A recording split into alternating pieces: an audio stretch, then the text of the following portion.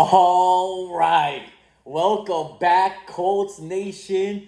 It's your boy Reef, self-anointed voice of Colts Nation, and this is the Voice of the Colts podcast. Welcome back for another week. We're in Germany. Well, I'm not in Germany. I'm actually in Boynton Beach, Florida. But the Colts are in Germany, landed in Germany on Friday morning. Maybe Friday morning, maybe Thursday night. I don't really remember exactly when they flew out. All relevant details anyway. All right, so this podcast is the first podcast I'm doing where I'm doing the preview of a game, and we're going to start trying to do this more regularly where I do the previews of the game as well as the post-game podcast reactions. So we should go to 2 a week starting now. 2 a week starting now, baby. And you can listen to this on YouTube exclusively. I haven't worked out the audio-only format yet for Apple or Spotify, and I will get on that ASAP. Let me know if you guys are bothered by the fact that it's only on YouTube. Obviously, you can see the clips on TikTok, on Instagram, on X as well. I post them, and YouTube Shorts. And obviously, with YouTube, you can listen in the background, so it can be audio only. But let me know if that's something that bothers you guys and you'd like to see that sooner rather than later, and I'll get working on that a lot quicker. A lot of other things to work on, but anyway, as you guys heard me say earlier, Colts, Falcons. Colts are technically the home team. At least they're listed as the home team for this game. It's in Berlin, Germany. So we're waking up at 9 in the morning to get ready for our football game, ladies and gentlemen. It is what it is. We got to get it done. And it's a big one. Colts are sitting at 7-2 as the number one team in the AFC South. And the Atlanta Falcons are sitting at just 3-5 and the number 3 team in the NFC South. And of course, it's the Sauce Gardner Indianapolis Colts debut. Big day on Sunday. This will be posted Saturday morning. So if you're watching this, it's probably on Saturday. So big day tomorrow. big day tomorrow for Sauce. I want to start this podcast. I want to revisit the Colts and the Steelers game. And the reason why I want to revisit that game is I want to clarify my stance on Daniel Jones. A lot of you seem to be confused, or at least were really upset with me for saying the things I said about Daniel Jones, as if I was giving up on Daniel Jones. Nobody's giving up over here. He's our quarterback. That's our guy. He's locked in for the season. No one is giving up on him. I simply stated he had an awful game. And it was. And everyone wants to blame Shane Steichen for the play calling. Doesn't make sense because it's play calling that he's been making all year long, and you guys never complained about it while we were winning, so why complain about it when we lose? Very silly to complain about it. Doesn't make a lot of sense. A lot of you guys want to blame the offensive line. They didn't do great, but they also didn't do horrendous. It wasn't this insanely amazing game from the Steelers D-line that we've never seen before. So I don't know how we are sitting here blaming anyone besides Daniel Jones for turning the ball over 5 times. To me, it doesn't compute. It doesn't add up. And it's okay. It's okay to have an awful game. I know I didn't sound like I was okay with it because I'm not okay with it. I'm just saying you got to be better. At the end of the day, you just have to be better. And that's all I'm asking for. I'm just not giving a pass for it. For the next 4 or 5 days, you're going to have to hear me talk about how bad that football game was. Because what else was there to talk about from the Colts and Steelers football game? But I'm not panicking. I'm not saying release him today. I was reminded by my father, Peyton Manning's had some really, really bad games. Now, I'm not making a comparison between Daniel Jones and Peyton Manning. That would be asinine. My father is not a Colts fan. That's why he said those things. Not a very smart thing to say to somebody. It's not a good comparison. Obviously, you can't make it. Peyton Manning's legacy is all about winning. And Daniel Jones, unfortunately, his has been marred by losing and turnovers. And lots of them. So, there is no real comparison. But when he said that, it had me thinking about that game. Because I know the game he's referring to because we watched it together. I know exactly what game he's referring to because we watched it together. Now, Peyton's had multiple 4 or more interception games. This game in particular was, as I remembered it, as I was recalling the game, It was the Colts against the Chargers, and it was a primetime football game. I don't remember whether it was Sunday or Monday, but it was a primetime game. And I remember because as a kid living in Florida, I didn't get to watch my Colts when I was a kid and didn't know about all these other websites, and there wasn't all these streaming services and all this and that can allow you to get this. I couldn't pay for any Sunday ticket or anything, so I can only watch the Colts on national television, which thankfully they gave it to us often enough for me to see us. But it wasn't, I couldn't watch every game, right? So I remember this game very fondly. Now, as I learned, after I did a little more digging into this game, I learned my memory doesn't serve me all the way correctly. I thought Peyton Manning only threw 5 interceptions, and 4 of them went to Antonio Cromartie. In reality, Peyton Manning threw 6 interceptions, 3 of which went to Antonio Cromartie. Very insane game for Antonio Cromartie. I remember that being like his fondest memory was picking off Peyton Manning 3 times in one game. 4 times that year, as I did a little more digging, and he picked off Peyton Manning in the playoffs. Oh, don't want to think about that game. Michael Turner had 100+ yards and like 8 carries. Oh my God! That was the year after we won the Super Bowl, guys. We should have went and that should have been a repeat. We should have repeated. We had the team to repeat. I mean, we won like 13 games that year. I want to bring up some things that I found interesting about that Colts-Chargers game. Not the playoff game, because there's nothing interesting about that game. There's only pain. So, Colts fans, don't go back into the annals of history like I did and revisit that wound. Don't do it. It's not worth your time. It's not worth your emotions. We have enough to worry about now. Just don't do it. But I revisited the primetime game. And I thought about it. And I was like, you know what? I did dig into Daniel Jones really hard. And I don't remember digging into Peyton Manning that hard. And I think the obvious reason is, well, it's Peyton freaking Manning, right? But I did a little more digging into it just to see what else happened that game, right? Now, there are some differences. I don't want to start with some of the differences. The Colts took the ball away 4 times. They picked off Phillip Rivers twice, and they forced 2 fumbles. It was a primetime game. There's another difference. And I think that's where the differences ended there. Now let's talk about the similarities. Get your tinfoil caps on, guys. Because I found some eerily similar details to that game versus the game we just played in Pittsburgh. Number 1, this was a road game against the Chargers. So, it's a road game. And playing on the road always sucks, and sometimes it sucks even more, especially when you turn the ball over a lot on a road game. As you can imagine, this was in San Diego, by the way, so this wasn't the LA Chargers where it's a road game for them no matter what. No, this was a home game for the San Diego Chargers. So it got loud, right? The Colts lost the game to the Steelers by a score of 27-20. 1 possession. In November 11th, 2007. Oh, yeah, that's the first similarity. I forgot to mention the first similarity. This game was played on November 2nd. That game, November 11th. 1 week apart, pretty much. Essentially 1 week apart. The Colts lost that game 23-21. 1 possession loss. Again. The Colts defense did a good job, just like we did last week. Both times, Colts defense did a pretty good job. The old Colts, the 07 Colts, got more takeaways. But the 25 Colts did a decent job, too, defensively, only giving up 27 points after turning the ball over 6 different times. We did get 1 takeaway, which led to another turnover, but I'm not going to talk about it anymore. We're moving on. The Colts, after that game, the Colts prior to that game were 7-2. Which we are currently 7-2. The Chargers, after that game, they ended up being 5-3. 5-3, I believe it was. They have the same exact record that the Steelers have now, and I completely forgot what the Steelers' record is, to be quite honest with you. 6-3. They were 6-3. That's what it was. It's 6-3. Which I think the Steelers are currently 6-3. The similarities. I'm not saying anything. I'm just saying anything here. The Colts also had 2 games following that game. Would you like to know who those games are against? Those games are against the Atlanta Falcons and the Kansas City Chiefs.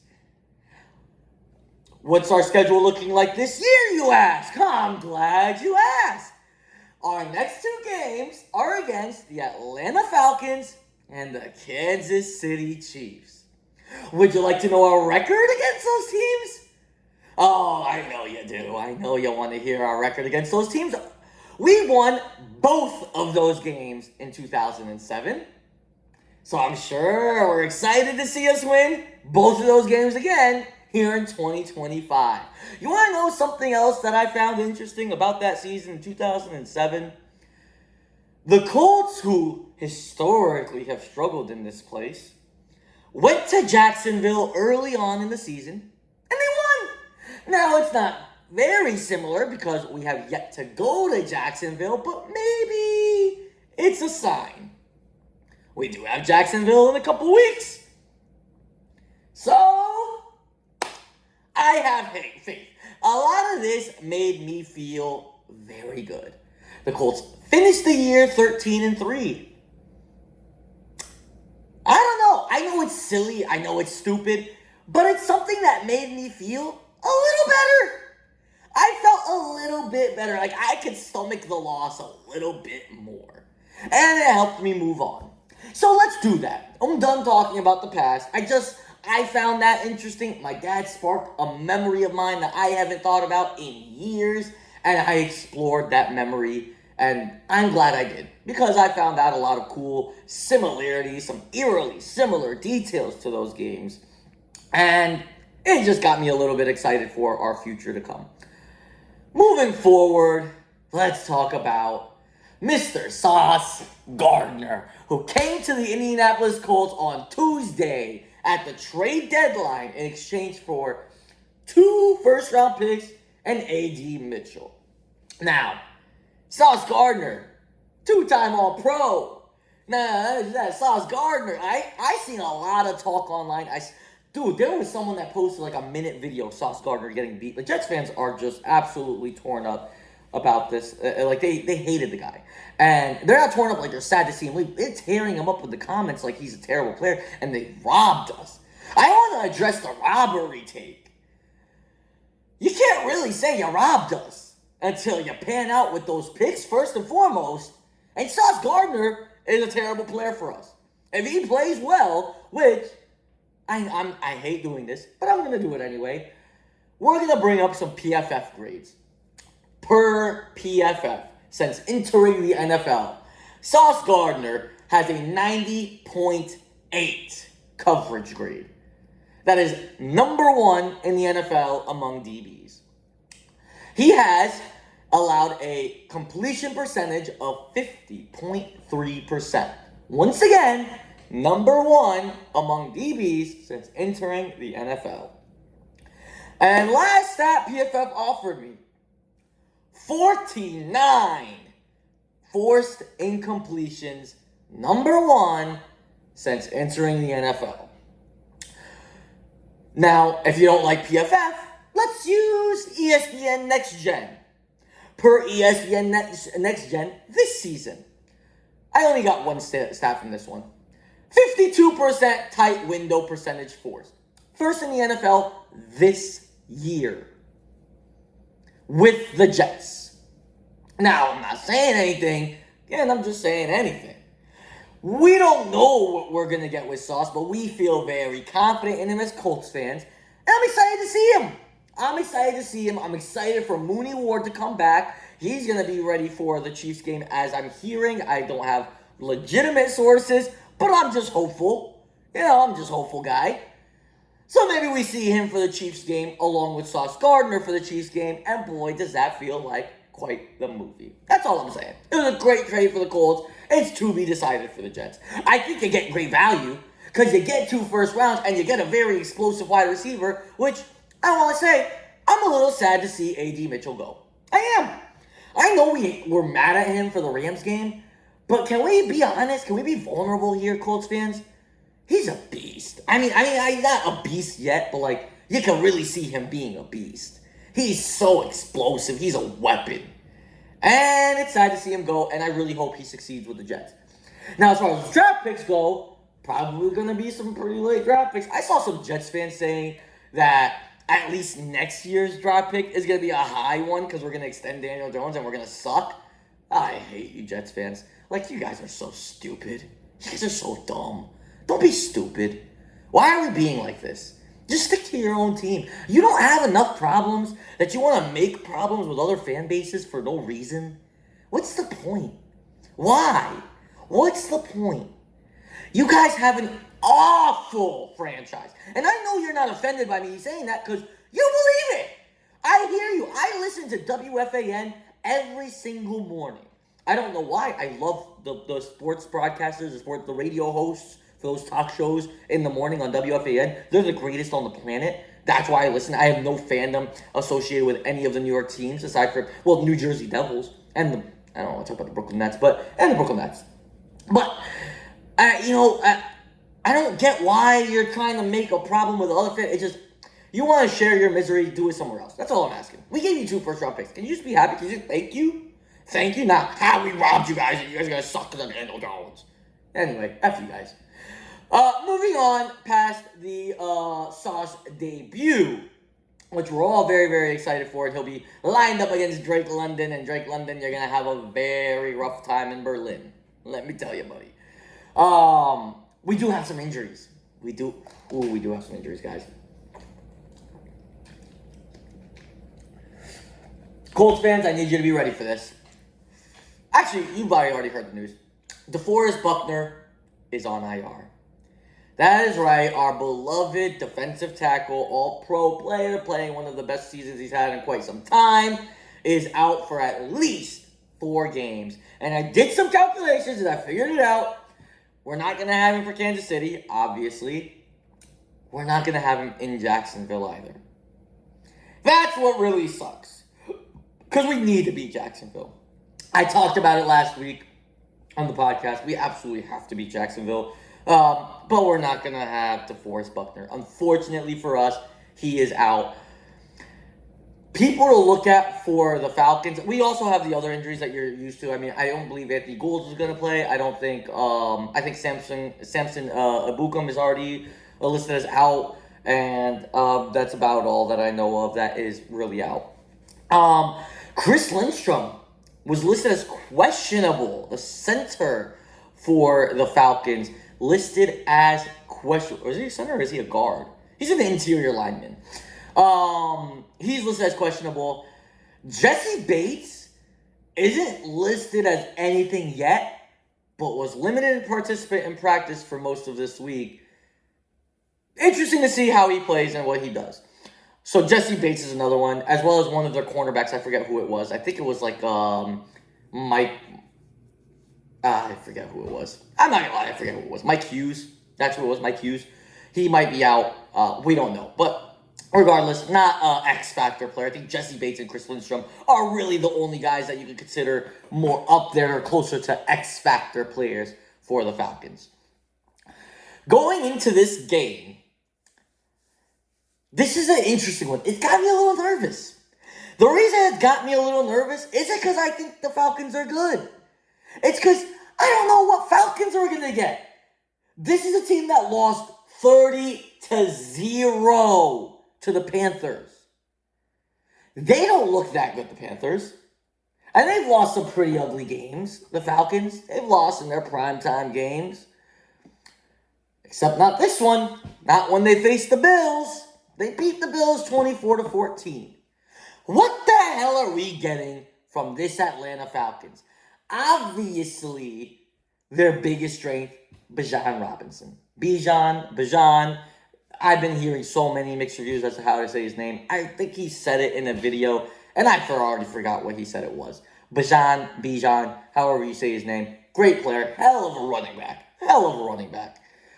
That's going to be tough to stop. The Colts, I used to do this all the time. When the Colts line up for defense, and I know what we're about to see, I scream at the top of my lungs, meet him at the line. Every time I scream it. Meet him at the line. No matter who's back there. I don't even care if it's on a run play. Get back there. Make yourself comfortable behind the line of scrimmage, boys. That's where I want to see us. And we haven't been there. We just haven't been there. We're one of the worst teams in the NFL with yards before contact. We just aren't getting there, which makes me very worried about Bijan. Now, let me see here. I have some stats here. We give up 120 yards a game rushing. No, I'm sorry. That's the Falcons. The Falcons give up 120 yards a game rushing. So they might be able to run the ball a lot. We are going to run the ball a lot, I would hope. We don't know. We know Shane likes to throw the football. We do. We understand that. But I'm just saying, I don't know how I feel. All this to say, I don't know how I feel. Bijan might go for 200. He might go for 60. I don't know how I feel. We just don't know what we're getting with this team. And that's the thing that bothers me more than anything. The Falcons give up about 160 yards a game in passing. It's not a lot of passing yards. They lock down the passing game. Apparently, I didn't know this. I'm just reading statistics. I've watched quite a few Falcons games because I was watching every football game to start the year. And as my schedule got busier, I have not been able to rewatch. I watch condensed replays all the time because I just love football so damn much. So I just love watching every team. And I'll see whatever I can see. And I'll do my film study, if you will. But I have not been able to watch over the last couple of weeks due to a busier schedule. And I don't know. I don't know if that's a result of them getting blown out and teams just having to run the football on them a lot, or if they really do just lock down the pass. I mean, they get a decent amount of interceptions. They're right there with the Colts. I think they have like 7 picks this year. We have 10. So they're right there with the Colts in interceptions. I don't know. But they're right there with turnovers, and that's a problem because the Colts can't do this. Now, I will say they've only held opponents to under 20 points 2 times this whole year. 2 times. They're 2-0 in those games. They won both those games when they did it, but they've only been able to do it twice. You want to know how many times the Colts have scored less than 20 points this year? 0. We have never scored less than 20 points. Even in a game that we turned the ball over 6 times, we scored 20 points. This is the best offense in football. Don't you ever forget it, guys. Don't you guys ever forget it. I don't care what happened that game. This is the best game in football. Best offensive football. Best offensive football. I don't know why I said the way I said that, but it's the best offense in football. It is. And I do believe we're going to win this football game. And I believe, to an extent, well, let me ask you guys. Do you guys feel like this is a must-win football game? I don't necessarily think it is. I do think to an extent it is. I don't think it's not definitely a must-win football game. Number one, because they're in the NFC. It doesn't sway the tiebreaker in any way, shape, or form. So it doesn't really move us. Now, I've seen a lot of people respond to my post about Daniel Jones with this quote. This almost word-for-word quote, if you will. If I told you we'd be 7-3 heading into the bye week, you would be ecstatic. If I told you this before the year started, you would think I was crazy, and you would say you would be ecstatic. 7-3, meaning the Colts lose to the Falcons. If the Colts were to lose to the Falcons, if you were told me before that, you would be ecstatic. And you're right. If you told me we would be 7-3 before the season started, I would be happy with that. 100%. Now, if you're going to tell me we're going to be 7-3 after losing to the Steelers and going to Berlin and losing to the Falcons, I'm going to be pretty effing pissed. Because we got no business losing to the Falcons. Let's take care of business. That's it. Take care of business. I don't want us losing games we don't need to lose. We have a tougher schedule down the road, guys. We're going at Kansas City after this bye week, right? We go on bye week after this game, and then we're going to Kansas City. After that, I believe we have the Texans. After that, I believe we have the Jaguars. And that's in Jacksonville. And after that, we got the Seahawks. And after that, we also got, I don't know if immediately after that we got the Niners, but we also have the Niners. And then we have the Jags and the Texans to round out the year. We need to win the games that we should be winning because we can't afford to lose any other. I don't want to see us lose any of those games. But I would say of all the games we can lose, I think this one is the most affordable. It is. It's probably the most affordable game to lose.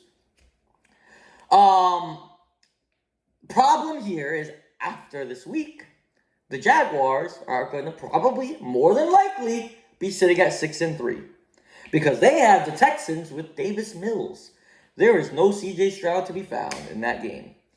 So there's a possibility we have the Jags staring at a potential first break tie, and we don't know how that tiebreaker is going to look come the end of the year. We need to take care of that business, and we need to take care of it as best as we can, as often as we can, so we don't even give the Jags a chance to take the division away from us. That's why I feel like every game is a must-win game. I just hit my knee to the bottom of my desk, and that really, really hurt. I'm getting old, guys. I'm getting old. I just turned 30. Now, again, the NFC game doesn't really swat a tiebreaker, but it'll still be one. We'll still be one in division with a loss. But again, we'll just be one game ahead of the Jaguars, who can then potentially tie us while we are on bye week. That's where the problem lies. And that's why I want us to take care of business today. Because I want us to lock it in, and I don't want them to feel like they have a chance. Especially when we go to Jacksonville. I don't want them to feel like we have a chance. I'm excited for this game. I think we win 34-10. The Colts are going to dominate. I do have one request. Mr. Redditor at user u/origami1992. We had a brief discussion. And we discovered together that you have worn your Quentin Nelson jersey for now both of the Colts losses. And that's the only time you wore them. And I know you said your Tyler Warren jersey should have came in already this week, and I'm hoping it has. But here's to me asking you, let's wear it. Wear your jersey today. Or not today, but Sunday. Wear your jersey for the Sunday game. I want to test something out. Either we break the curse, or we know, as the third time it's happened this year, you cannot wear that jersey anymore for the rest of the season. It will stay wherever it needs to stay. You should frame it. We can even make this clip go viral and get Quentin Nelson to sign it if you promise to never wear it again. But that's if we lose to the Falcons. And if you don't see this video in time and you wear your Tyler Warren jersey next week, let's wear it for another conference game, like against the Niners. Wear the jersey against the 49ers. Wear it against the Seahawks. Whichever one. One more game where we can test out whether or not this is bad luck or it just sucks. I don't know if this is still recording, chat. I said chat. We are still recording. I'm good. I just watch sometimes, man. It's awful. It's awful the way this thing works. So that's it. Just for me, for all the Colts Nation, let's wear it one more time and confirm whether or not it is cursed. And with that, I bid you all adieu. Guys, next time you see me, we'll be discussing the Colts absolutely blowing out the Atlanta Falcons in Berlin on Monday. All right, I appreciate you guys for all listening. And if you like the content, subscribe, comment, share. Subscribe on YouTube. The full-length videos are on YouTube. You can watch them all there. Thank you for watching the clips on TikTok and engaging on TikTok.